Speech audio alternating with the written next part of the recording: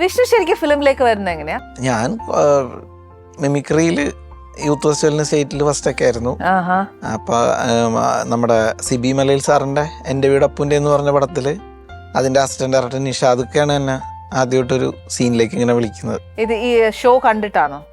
പുള്ളിക്ക് അറിയാം ഞങ്ങൾ മിമിക്രി, ഞങ്ങളുടെ ട്രൂപ്പിൻ്റെ മൻരാജ് എന്ന് പറഞ്ഞ ഒരു ആക്ടറുണ്ട്. മൻരാജ് ഏട്ടൻ്റെ ട്രൂപ്പിൽ മിമിക്രിയിൽ ഞങ്ങൾ 3-4 പിള്ളേരൊക്കെ ഉണ്ട്.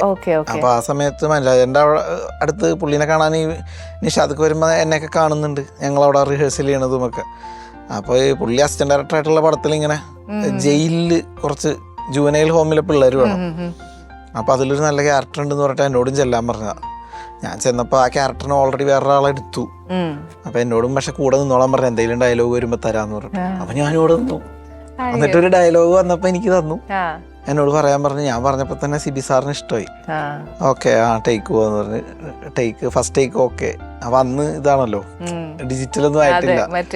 അപ്പോൾ ഫസ്റ്റ് ടേക്കിൽ തന്നെ എന്നെ തല്ലണതും ഞാൻ കരയണതൊക്കെ ആയിട്ടുള്ളൊരു ആരാണ് ഇത് മോഷ്ടിച്ചതെന്നൊക്കെ ചോദിച്ചിട്ട് ജയിൽ വാർഡൻ TS രാജു ചേട്ടനാണ്. പുള്ളി ഇങ്ങനെ വഴക്ക് പറയുന്ന ഒരു സീനാണ്. അപ്പോൾ ഞാൻ തല്ലുകൊണ്ട് കരയണ നല്ല ഭീകരമായിട്ട് അലറി വിളിച്ച് കരഞ്ഞ്.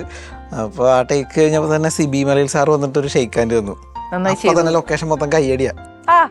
അതൊരു കറക്റ്റ് നല്ലൊരു അപ്രിസിയേഷൻ അല്ലേ?